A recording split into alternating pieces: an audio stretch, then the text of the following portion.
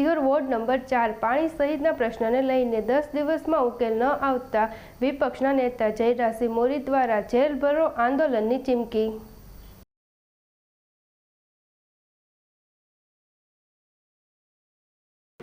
સાહેબ, આપના પરિચય સાથે। જયરાજસિંહ મોરી, વિપક્ષ નેતા, સિહોર નગરપાલિકા। સિહોર શહેરના વોર્ડ નંબર 4ના વિસ્તારમાં છેલ્લા ઘણા વર્ષોથી પાણીનો પ્રશ્ન છે એ એમના મકબંધ રહ્યો છે અને ખૂબ વિકટ પરિસ્થિતિ પાણીની સમસ્યાને લીધે સર્જાય છે।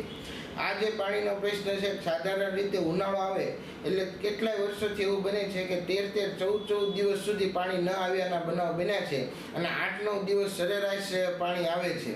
હવે આવી ગંભીર પરિસ્થિતિના લીધે એવું પણ બને છે કે ઉનાળામાં લોકો અન્યત્ર માત્ર પાણીની સમસ્યા લીધે વેકેશન કરવા વયા જાય છે અથવા તો પોતાને ત્યાં વેકેશન કરવા આવે તો એને ના પાડવી પડે છે। એવી ખરાબ પરિસ્થિતિ અત્યારે સર્જાઈ છે અને આ અંગે ગત ચૂંટણીમાં હાલના સત્તાધીશોએ મોટા વચનો આપ્યા હતા, મોટી વાતો કરી હતી। વોર્ડ નંબર 4માં તમામ લોકોને 3 મહિનામાં પાણીની સમસ્યા દૂર કરી દેવાના ચૂંટણીમાં વચનો આપ્યા હતા, પરંતુ આજે 1 વર્ષ કરતાં વધારે સમય વીતી જવા છતાં પણ વોર્ડ નંબર 4ના પાણીની સમસ્યા એમના યથાવત રહી છે।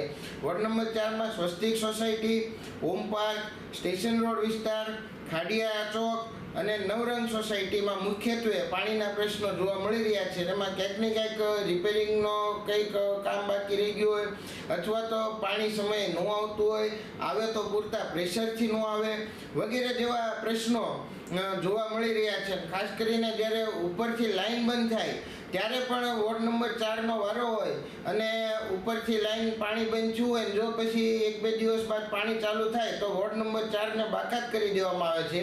આમ સતત વોર્ડ નંબર 4 સાથે ઓરમાયું વર્તન રાખવામાં આવે છે। ચૂંટણી સમયે પ્રદેશ કક્ષાના મોટા નેતાઓ અહીંયા આવીને મોટી ગુલબાંગો મારતા હતા, મોટી ડંફાસો મારતા હતા।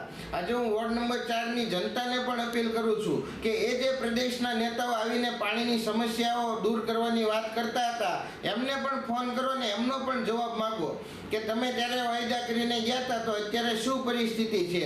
અને આજરોજ અમે ચીફ ઓફિસરને લેખિતમાં આપ્યું છે કે આ જે કાંઈ સમસ્યા છે અત્યારે ઉનાળાના દિવસો છે, લોકોને ખૂબ મુશ્કેલી પડી રહી છે એટલે અમે 10 દિવસનો અલ્ટિમેટમ આપીએ છીએ। 10 દિવસમાં જે કાંઈ નાના મોટા પ્રશ્નો છે એ દૂર કરવામાં આવે, અન્યથા ત્યાંના સ્થાનિક રહીશોને સાથે રાખીને ખૂબ મોટું આંદોલન કરવાની અમારી ફરજ પડશે અને એ માટે કદાચ જેલ ભરો આંદોલન કરવું પડશે ને તો એ પણ હું તૈયાર છું અને પાણીની સમસ્યા માટે હું જેલમાં જવા પણ તૈયાર છું।